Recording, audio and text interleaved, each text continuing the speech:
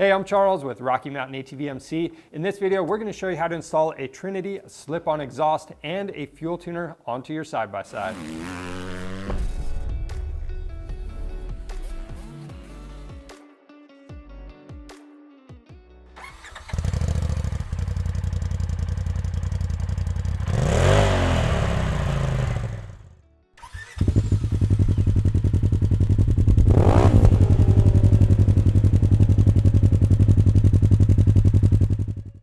Typically, this upgrade is going to be for the person that wants to get a little more power out of their machine. So if you've installed bigger tires on your machine and you want to regain some of the lost power, then this is a great option for you. Some additional benefits is the exhaust system looks great, it's going to sound good, and if you need to go anywhere that requires a spark arrestor, you're going to be able to do that. Now with the exhaust, you have the option to get a slip-on or a full exhaust system. Either system is going to require a fuel tuner, and the reason for that is even though the machine is fuel injected and it has all those sensors that give you the best air-fuel ratio, those sensors can only correct so far, and it's not going to be enough to correct for the differences in the exhaust system. So make sure you get a tuner with either the slip-on or the full exhaust system. We're going with the slip-on and we're using the simple tuner. Now the nice thing about this tuner is it's already programmed for this exhaust and all we have to do is plug it in. So it's really simple. This is the budget-friendly option to go if you're going to put a slip-on on your machine, and typically most machines you're going to see about a 4 to 5 horsepower increase with this slip-on and fuel tuner. Now, if you want to gain even more power, you're going to want to go with a full exhaust system and a fuel tuner. Typically, you're going to see about a 10 to 12 horsepower increase with a full system like this and the tuner. Now, with these systems, they not only fit the Polaris models, but they also fit other things. So, for example, this system's for a Can-Am Maverick X3. And these tuners, you can actually do a lot with them. So the Trinity Reflash tuner, you're going to be able to not only get the correct fuel mapping on there, it changes or can change ignition timing. It can change your boost for the turbo models, when your fan kicks on, your max speed, max RPM. And there's really a lot more you can do with it. I'm not going to go into all that. Again, it comes set up how it needs to be when you buy it. So has all the correct stuff. This is all plug and play. One thing about this is going to be the same as the DynoJet Power Vision 3. So if you have that tuner already, you can download a map from DynoJet and get things pretty close. But again, the nice thing about the Reflash is it comes with the correct map already installed. Now, the other thing with this, if you're doing a lot of different mods to your machine, then chances are you're going to have to take the machine and have somebody tune everything on a dyno. But if you're doing just basic mods and a full exhaust system, then this is exactly what you want. Now, whatever system you go with, it really just comes down to personal preference and the goals you're trying to achieve. So for us, again, we're going with the slip-on and the simple tuner, and we're going to install it on our Polaris XP4 1000. And before you install all of this stuff, make sure you check your local laws and regulations. These are designed for closed course competition only. And you also want to be aware that these are going to have a higher decibel rating than your stock exhaust. For example, a stock RZR XP 1000 is going to be right around 88 decibels, where the Trinity exhaust is going to be around 101. So just things you need to be aware of, and throughout the process you want to refer to your model specific service manual and the instructions that came with your parts. With all that being said, let's get started. The first thing we're going to do is install our tuner. First, you need to determine where you want to mount it. So this is going to be somewhere easy to access. Then you have a ground wire. We're just going to ground this to our battery on our machine, but you could ground it to the chassis. And then you have some leads. All you have to do is run the leads back to the fuel injectors. So it's really simple to do. And when you mount this, you've got the double stick Velcro, a couple zip ties to help tie everything up. We're probably going to add some zip ties to this. And then this plug is going to go where the O2 sensor normally would. Now for the other style of tuner, you don't have to hook it up to your machine. You can just connect it to your data link connector and send the map over to the ECU. But if you choose to mount this up to your machine, it does come with some adhesive Velcro, so that's kind of a nice feature. And then on our machine, that data link connector is under the hood. To gain access to our battery and fuel injectors, we're going to remove our seats, center console, and 2 access panels.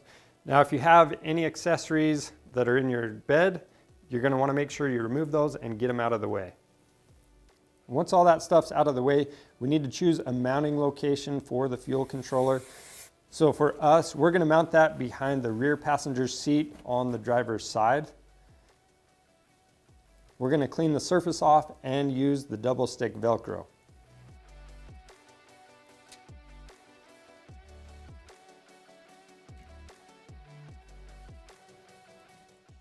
Now we need to start routing our wires. So for our ground wire, you can use the stock eyelet and run that to the battery negative terminal. But for us, we're going to cut the ground wire to length and use a new eyelet.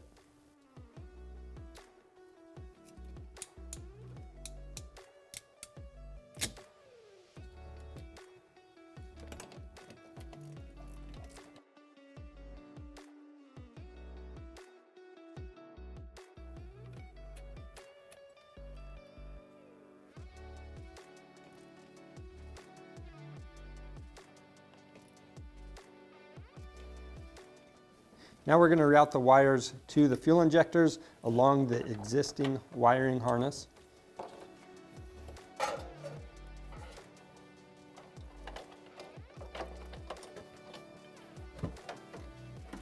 Now at the end of this wiring harness where it splits into a Y, you're going to have 2 different connectors on each side of the Y. Those connectors go in line with the existing fuel injectors, and you're just going to disconnect one fuel injector at a time and make that inline connection. It doesn't matter which side of the new harness gets connected to which injector.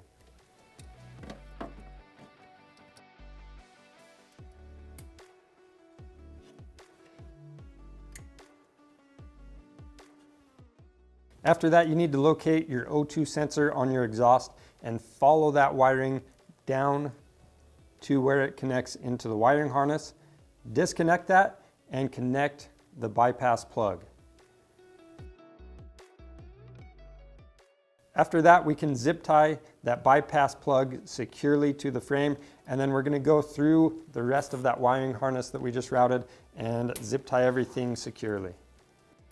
When you do this, you want to make sure you avoid any hot areas that could burn the wiring or any sharp edges or rotating parts.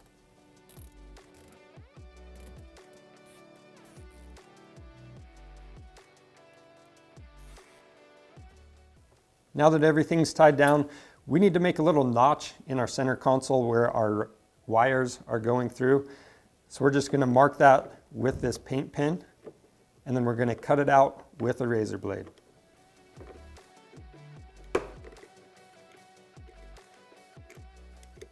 Once you've done that, you can go ahead and reinstall the center console, any engine covers or access panels, and reinstall your seats except for the one that covers the fuel controller.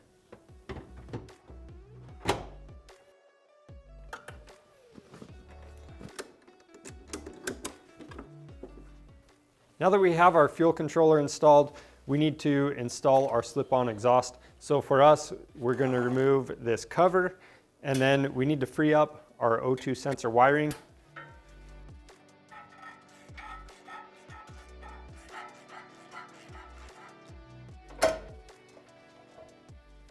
Once you've done that, you can go ahead and remove your muffler. Now underneath the muffler, we have a heat shield. We're going to remove that as well.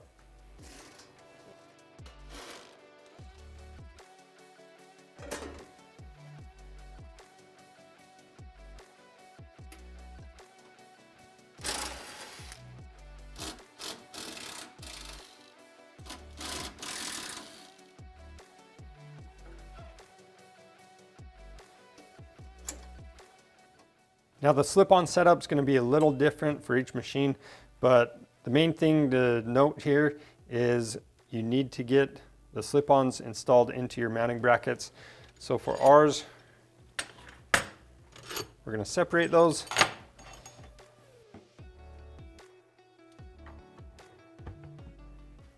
And then we have this badge to where it's going to be facing out.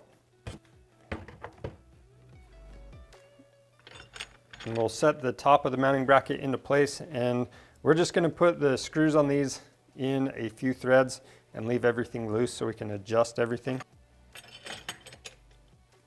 Then our kit came with some shorter Allen head bolts and some longer ones. The longer ones are going to go in the middle of these two brackets.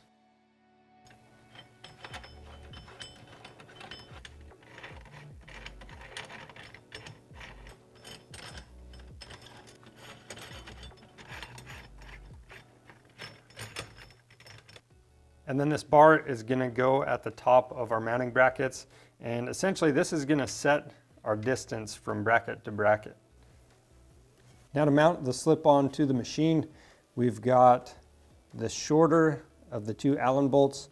That one's going to go through this top bracket. We have a spacer behind it, and then that straight bar that says Trinity on it. And then on the back side of the frame, we're going to insert the square washers, followed by a flat washer and nylock nut. And we're going to leave that hardware loose for now. Then we'll do those same steps on the other side. After that, we're going to install the Y pipe.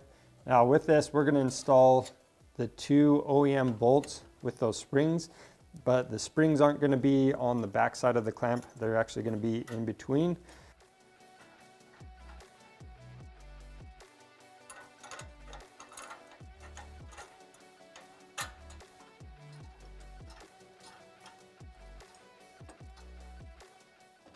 And then you want to make sure these brackets for the slip-ons line up. And then we're going to install the bolt with the lock washer.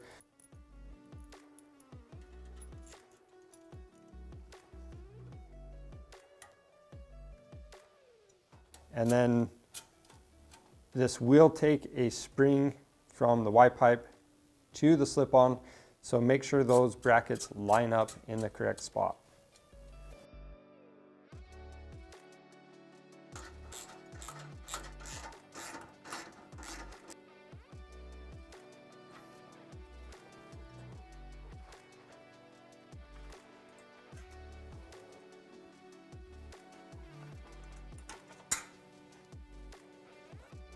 After that, we'll install and tighten the plug.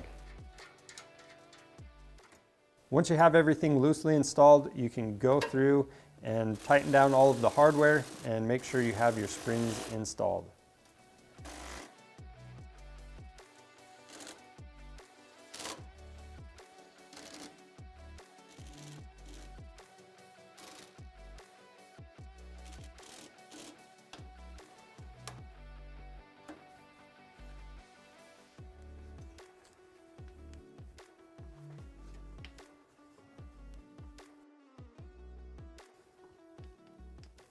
Now to install the spark arrestors, all you need to do is remove the end cap and line up the notches in that spark arrestor and reinstall the end cap.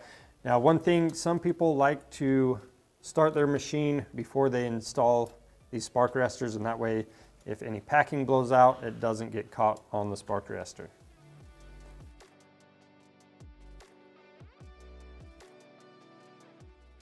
And before you start this up, make sure you wipe down the exhaust pipe, especially any stainless steel surface, and that way your fingerprints don't get burned in. Now we're going to start the machine and make sure that the fuel controller goes to just 1 or 2 green LEDs on the 1 and 2 position. If a number 1 and 8 position are flashing, that means that you have some connections that aren't right. But as you can see, ours is good. Now we'll go ahead and reinstall our seat. And that's all there is to installing a slip-on and fuel tuner onto your side-by-side. If you need either the slip-on, the fuel tuner, or maybe you want a full exhaust system, we have a lot of different options on our website. So be sure to check that out and subscribe to our channel for more helpful content. Thanks for watching.